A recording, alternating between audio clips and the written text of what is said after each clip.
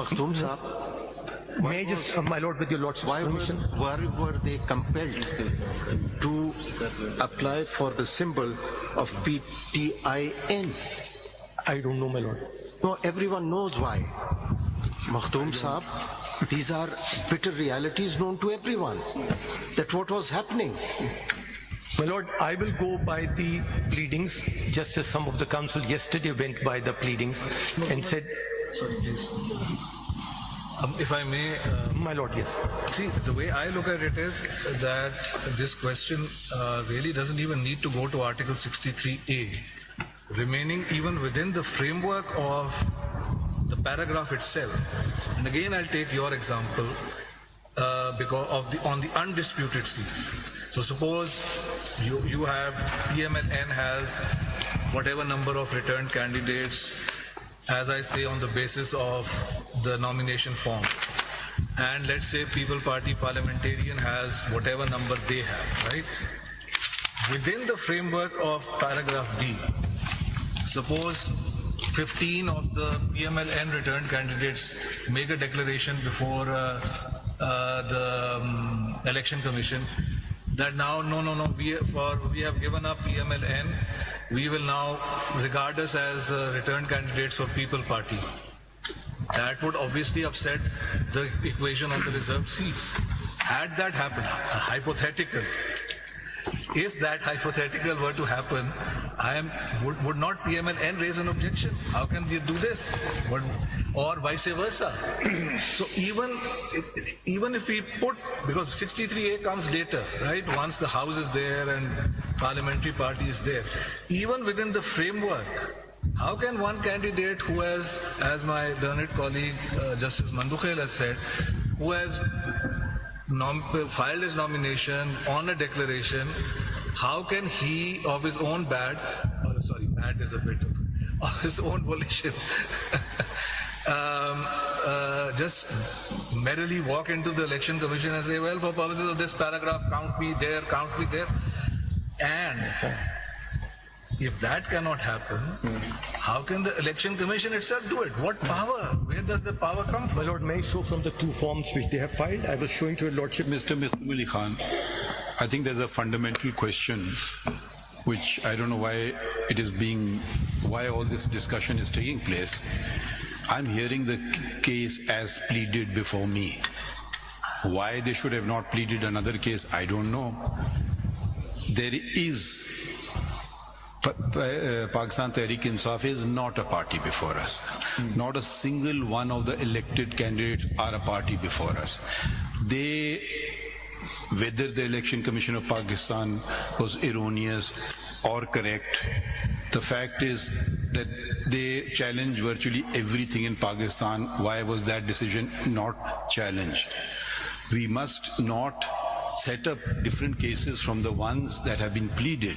The party before us is the Sunni Ittihad Council. If you, I shouldn't do it, but since it's being said and it has been widely televised, the earlier case that was heard, this had been even observed from this bench by myself. If somebody bothers to go and check the record, it will be somewhere in the ether, you can see it.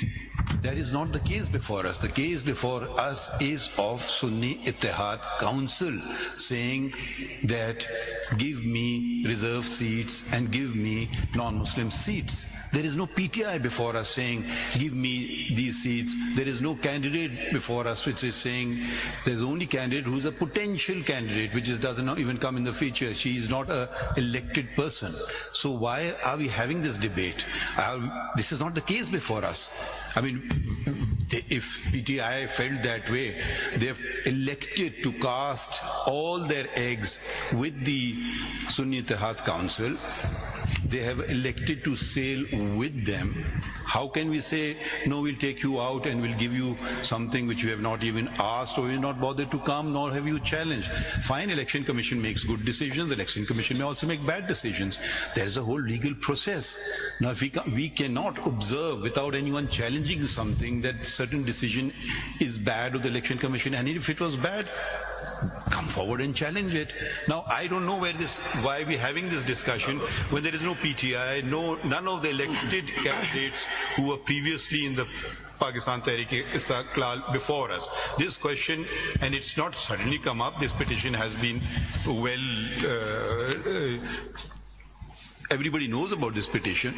So I don't see why are we having this debate. If they were before us, if this was an issue, they didn't go to the Peshawar High Court.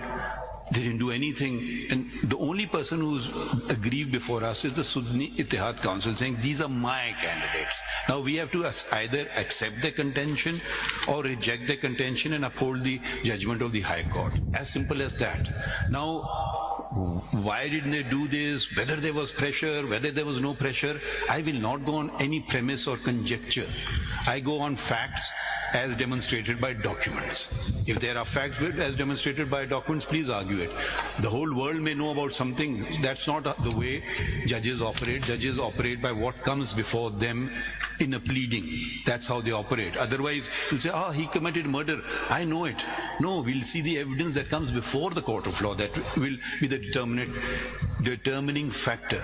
So why are we having this? Because I don't hear an answer from you. And why are we going into this conjectural thing, if this may have happened, or if this... They've chosen that. That's what I was from day one concerned. Why is PTI not coming forward? They've chosen not to. They think they've got... They think... I don't know, whatever. I don't want to speculate what they think. My Lord, may I? Makhdoom, No, can you respond? My Lord, just add to that question. So why we're having this debate is because it is not relevant what party is before us. As the Apex Court, don't you think it's our responsibility to protect the rights of the electorate? There are millions of people who voted, so the right to vote is sacrosanct, and that has to be protected. Then I would So the right say of vote, I haven't finished yet. So the right of vote has to be looked into. If the right of vote has been deprived from a particular political party, it is for the Apex Court to look into it. So it's a very basic question that people voted for some candidates who submitted their nomination papers as PTI affiliates. How did the Election Commission come up and say you're independent? That is the starting point of the debate.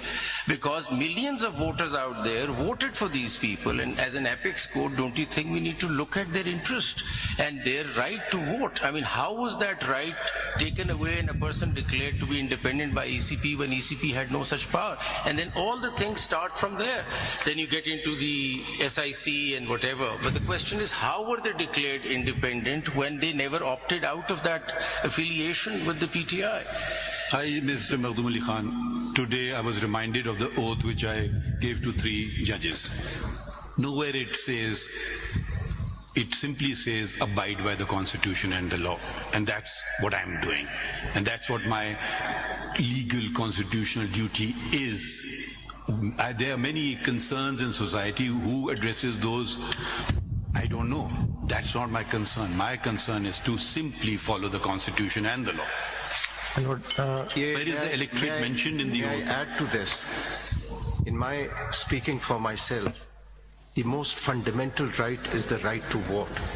And if the Constitution has to be upheld, it is implicit in the Constitution that the elections must be genuine. And the people must have trust and confidence in the integrity of the electoral process. Here, serious questions have been raised, and there is a petition.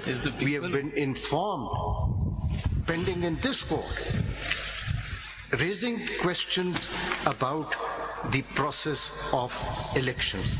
Now, we cannot just sit in a bubble, and I absolutely concur with Justice Mansoor Ali Shah that it is a very, very serious and fundamental issue. If the Constitution has to be upheld, then it is our duty to also ensure that there was no political engineering, the elections were genuine. If they were not genuine, then I'm afraid the Constitution has also been violated, and we would also be violating our oaths.